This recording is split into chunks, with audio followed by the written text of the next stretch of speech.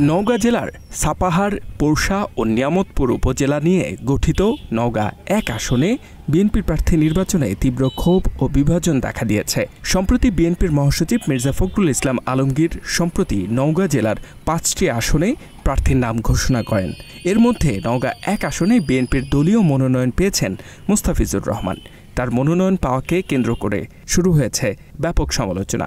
জানা গেছে, মুস্তাফিজুর রহমানের মেয়ের শ্বশুর এনামুল হক ছিলেন আওয়ামী লীগের নিয়ামতপুর উপজেলা সভাপতি ও নিয়ামতপুর উপজেলা চেয়ারম্যান। তার মেয়ে জামাই রেজাউল হাসান রানাও আওয়ামী লীগের রাজনীতির সঙ্গে যুক্ত।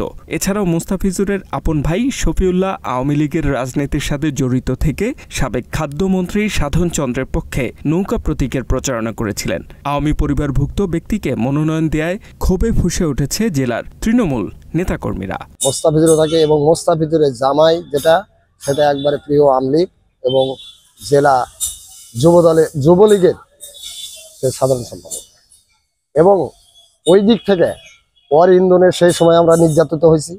এবং মুস্তাফিজুর এমন একটি লোক, সেই লোকের মাধ্যমে যেগুলোর লোক থাকে প্রত্যেকটা ইউনিয়নে পুকুর দখল, দ্বীপ দখল এবং এমনকি চাঁদাবাজি বিভিন্ন দিকে ওরা জড়িত থাকে। সেই সময়ে থাকছে। এখন বিএনপি আসে, বিএনপিরও আওয়ামী লীগের সহযোগিতা, ওই আওয়ামী লীগ থেকে এখন বিএনপি হয়েছে, এদেরকে নিয়ে বিভিন্ন লুটপাট চালাচ্ছে। তাই তৃণমূলের এই যে হাহাকার এবং মন মানসিকতা ভেঙে পড়েছে বিএনপি থেকে। ২০১৮ সালে মুস্তাফিজুর রহমান বিএনপির মহাসচিব মির্জা ফখরুল ইসলাম আলমগীরের বিরুদ্ধে হাইকোর্টে রিট করে বিতর্কিত হয়েছিল। মাত্র ৩০% টাকায় জমির মালিক হয়ে নতুন বাংলাদেশের গড়ে তোলার স্বপ্ন দেখা বাংলা বসতি। স্থানীয়দের অভিযোগ, দলীয় মনোনয়ন পাওয়ার পর থেকেই মুস্তাফিজুর রহমানের সমর্থকরা নির্বাচনী এলাকায় ত্রাসের রাজত্ব কায়েম করেছে। চাঁদাবাজি, লুটপাট এবং ক্ষমতার অপব্যবহার করে সাধারণ মানুষের উপর নির্যাতন করছে তার সমর্থকেরা।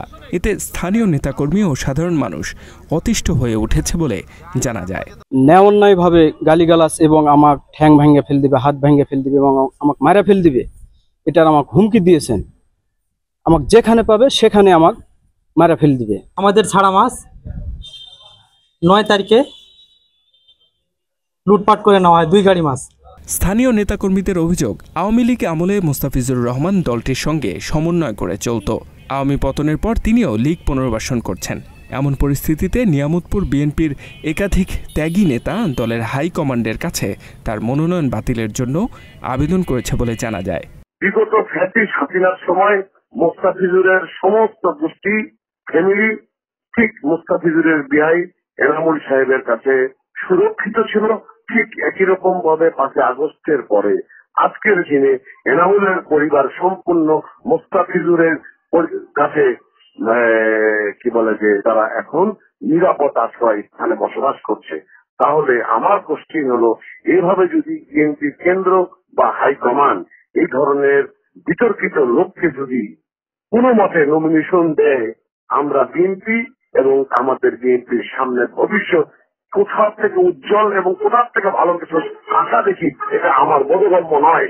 সকল অভিযোগের বিষয়ে জানতে মুস্তাফিজুর রহমানের মুঠোফোনে কল করলে তিনি কল রিসিভ করেননি। H M Ataullah, Bangla addition.